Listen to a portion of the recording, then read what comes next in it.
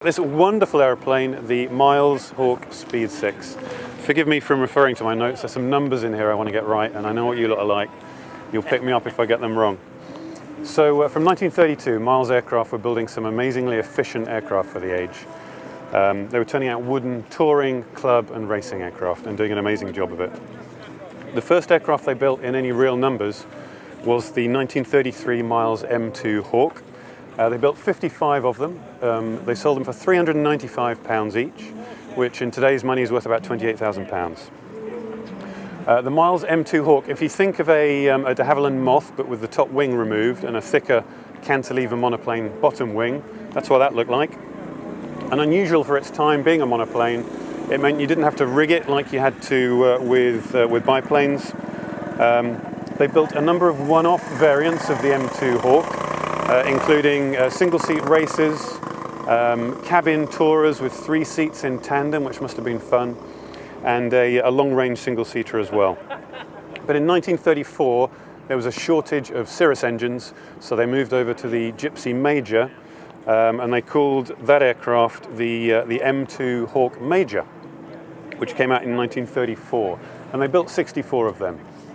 The Hawk Major looks like a Magister, but with this more swept tail fin at the back.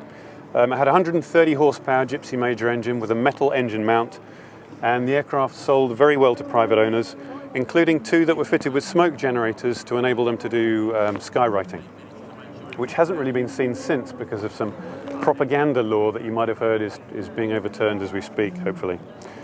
But Miles at the time were building some racing aircraft that were really competitive, which was unusual for such a small family company.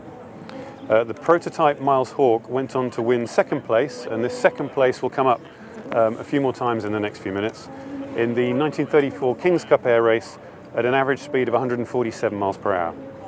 And in 1934, Squadron Leader Malcolm McGregor flew a Hawk Major from RAF Mildenhall to Melbourne in Australia in 7 days and 15 hours in the McRobertson Air Race, and we'll see a tribute to that later today. Moving on then to the Miles Hawke Speed 6, first flew in 1934, and the main difference between the Hawk Major and the Speed 6 was this had a Gypsy 6 engine, 200 horsepower, and they spent a lot of time trying to streamline it as well as possible. So if you look at the wheels on this, they're very tightly trousered. Miles, out of interest, he could have built a design with retractable undercarriage, which could have kept it lower drag, but he decided to save weight and just keep those gear legs aerodynamic through the use of trousers or fairings. And despite this, it was a fearsome racing machine and quite the machine to have at the time, but they only built 3 of them. And these were built very much to order by the rich folk of the time. The first one was Alpha Charlie Tango Echo, ACTE, the prototype. The second was this aircraft, Alpha Delta Golf Papa, which I'll call Golf Papa for the rest of this talk. And the third was Delta Oscar Delta, ADOD, which was commissioned by a lady called Ruth Fontes in 1935. And she kept that aircraft at Reading Aerodrome in Woodley, which is where Miles were based. And that was the only Speed 6 to be fitted with a Gypsy 6R racing engine, which was designed for the Comet Racer. That aircraft, DOD, was sold to Flying Officer Arthur Clouston and Fred Tasker, and in 1936 they entered the aircraft into the Schlesinger Air Race from Portsmouth to Johannesburg. They made it nearly all the way there before it had engine problems, and they had to force land the aircraft. Clouston was fine, but the aircraft was totaled. It was matchsticks. So they left the wreck where it was and they brought the engine back because the engine was so rare. Which brings us then onto this aircraft, the only survivor, Golf Papa. I need to tell you a little bit about a man called Louis Fontes, though, brother of Ruth, who owned the other Speed 6. So there was a Brazilian shipping magnate who owned, it was an incredibly wealthy chap, but he died quite young. So his son, Louis Fontes, in 1933, at the age of 21, inherited his dad's entire fortune. What did he spend it on? Racing cars, fast aeroplanes, and hell raising. So he started racing that year in 1933. He got his pilot's license a year later in 1934, and he bought this aircraft a bespoke racing design with very few hours to his name in 1934. We'll get back to the flying, but in 35 he started his first and last full season of motor racing. And I'm aware there are some motor racing guys around here. It's not my field. I'll try and keep it to what I believe to be true. So instead of working his way up through the various racing series, he went straight for the International Trophy race, which involved 100 laps of Brooklands in front of 20,000 people for prize money of £1,500, which in today's money is over £100,000 worth. So he was a racing unknown, driving a tricky 2-season-old 2.3-litre Alfa Romeo. He stood no chance of success. The 38 drivers, including Fontes and a young chap called Richard Shuttleworth, started racing, and with 30 laps to go, it was Fontes and Shuttleworth who were vying for the lead position. And Fontes amazingly went on to win the race and all the money. Shuttleworth finished in 5th, and Fontes had averaged 88 miles an hour over those 100 laps. A succession of high-profile driving victories that year led to him being invited to drive in Le Mans, would you believe, in a Works Lagonda, 4.5-litre Lagonda, alongside a chap called John Hindmarsh, who was a Hawker test pilot. And they ended up winning Le Mans that year. So this chap, Louis Fontes, was on quite a roll. Back to the flying. He also achieved second place in the 1935 Grosvenor Challenge Cup at Leicester at an average speed of 171 miles per hour in this aircraft, and he won, see, money isn't in aviation, he won £20 for that one, about £1,500 worth today. 2 months later, he took part in his first King's Cup air race, a 1,000-mile air race around Britain, but a pipe came loose, which led to an oil leak, and he had to force land the aircraft, and he took the undercarriage off and bent the propeller, so that was out of action for a little bit. After that accident, a month later, he was carrying out an illegal road race and crashed, killing a motorcyclist. His defense when he was arrested and sent to court was that he was very, very drunk.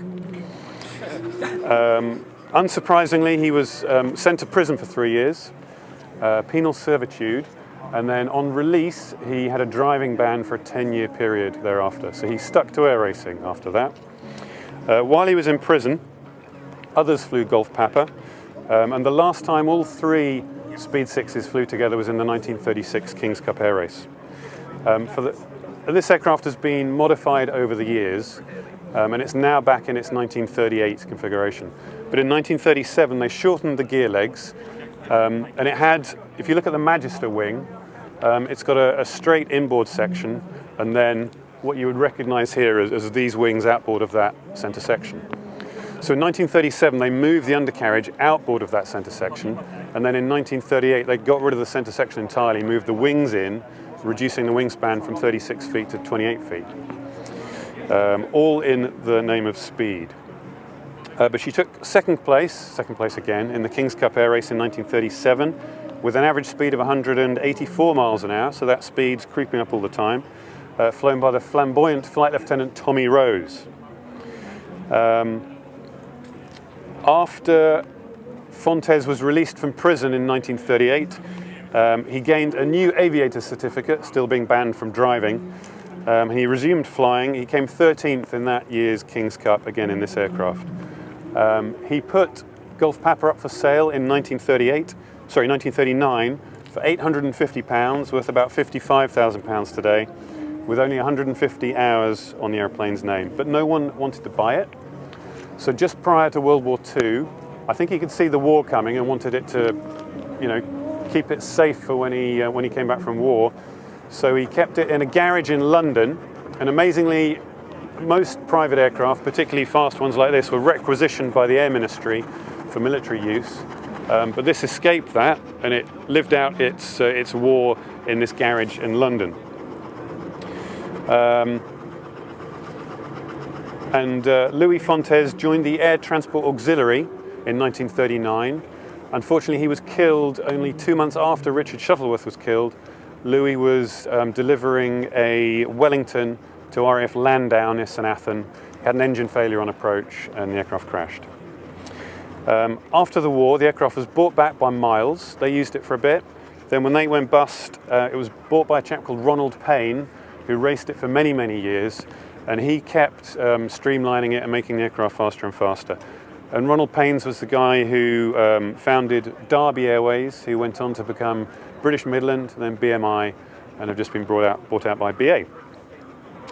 No matter how much Ronald Payne's raced this aircraft, he never seemed to beat the handicappers, though. He could never do better than second. But he posted the fastest time in the King's Cup Air Race on 5 occasions, which meant that he kept the SBAC trophy in perpetuity after that.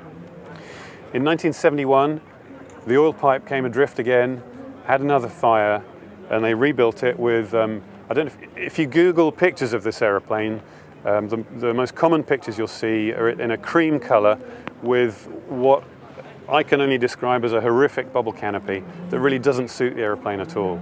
But it was very fast, and he got it up to 194 miles an hour. When this was rebuilt in 1971, Ronald Payne then went on to race it in the 1972 King's Cup, getting it up to 195 miles an hour, which is pretty nippy when you think back to its original speed of 150 or so. Between 1986 and 1989, it was restored back into this condition, which is a 1937 canopy, but with the 1938 wings, a little bit shortened, and I think it's definitely the configuration to go for. In 1999, a chap called Roger Mills, a BA Concorde pilot, bought the airplane, and it remained with him until this year when Shuttleworth bought it. And having spent so much of its life at Old Warden, it's great to see it back here now. Two interesting facts about the airplane. The original engine is still fitted, and it still holds the FIA 100-kilometer closed circuit speed record at 192 miles per hour. So that's the history of the airplane. What's it like to fly it? One of the reasons it was such a good racer, with that Gypsy engine, it's got a really tall but narrow cross-section, which means it's quite aerodynamic. So when you're sitting in the airplane, and it's quite with this original canopy, it's quite a squeeze to get in. So I have to get into it like this, and then bring my arms down in front of me, and then I can expand my shoulders up again. And then my head's the only bit that's sitting where the canopy is. So you feel like you're wearing it. But I can get in it, and at 6'4", you know, that's not too bad. There are airplanes I can't get into, but this isn't one of them. So with that narrow engine in front of you, you've got quite a good field of view. It's got brakes, which is novel for a 1930s airplane, so that helps with the steering. It's got a tail skid at the back. It spent a lot of its time with a tail wheel at the back. The tail skid is better on grass because it's a bit more drag and it keeps you straight. But the tail wheel was put on, as I understand it, when it was living at Fair Oak, so it could operate from the hard runway there. It's got two controls, a primer and a tickler. So the Chipmunk, that's thankfully done by the ground crew, and the pilot then doesn't have to get that wrong. But in this aircraft, that's left up to you. One potential gotcha, though, is because the exhaust sits so close to the grass, by the time the fuel has come out the bottom of the cowling, which is standard for a Gypsy, you then need to move the aeroplane, because the exhaust is so close to this puddle of fuel, you could easily set fire to it, which would obviously be a bad thing for an all wooden airplane. So you prime it, you then move it if there's much fuel that's come out. You put the brakes on. It's got an electric start, unusually. It normally starts first time. And the Gypsy 6 sounds wonderful. Lots of cracking and farting at idle, and you know, it sounds wonderful at full power. So easy enough to taxi on the ground. You don't use any flap for takeoff. And then full power, very, very controllable during the takeoff roll. It'll climb at about 1,500 feet per minute, and at a cruising power setting of about 2,100 RPM, you'll easily get about 140 knots out of it. It seems to me that with your head in the right place, the two arguably most important instruments, which are the oil pressure and the oil temperature, are hidden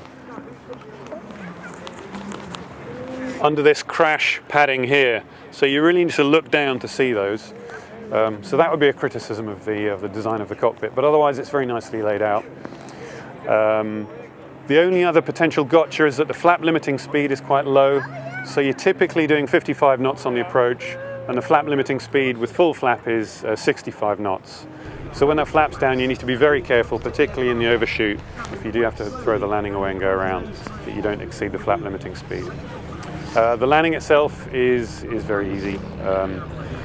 Having come from a Magister, and typically aircraft are a compromise of stability and control, the Magister was a training aircraft, so that prioritizes stability over control. You want your students to be nice and safe, but it really rolls slowly. And when you're flying a Magister in formation, that's a bit of a hindrance, if I'm honest. Having come from a Magister and then having flown this aircraft, this is a delight. Very nice in roll. You need to keep your feet active to keep it going straight with a relatively small tail fin at the back, but that's fairly typical of the era. So a delight to fly. It handles, yeah, I mean, comparable handling, I would say, something like a Chipmunk, but then a Chipmunk doesn't fly too dissimilarly to a Spitfire, you know, very nice harmony. So just a lovely airplane to be in. It won't keep up with a Mughal. It won't keep up with a Comet. In fact, flying this with the Comet the other day, the Comet was as slow as he could go, and I was as fast as I could go in this. But then the Comet's got, you know, over twice the power. So a delightful airplane. Great to see it back with the collection, and a very interesting history. So thanks for sticking with me. Anyone got any questions? Well, in which case, thank you very much, and enjoy the show. Thank you. Thanks a lot.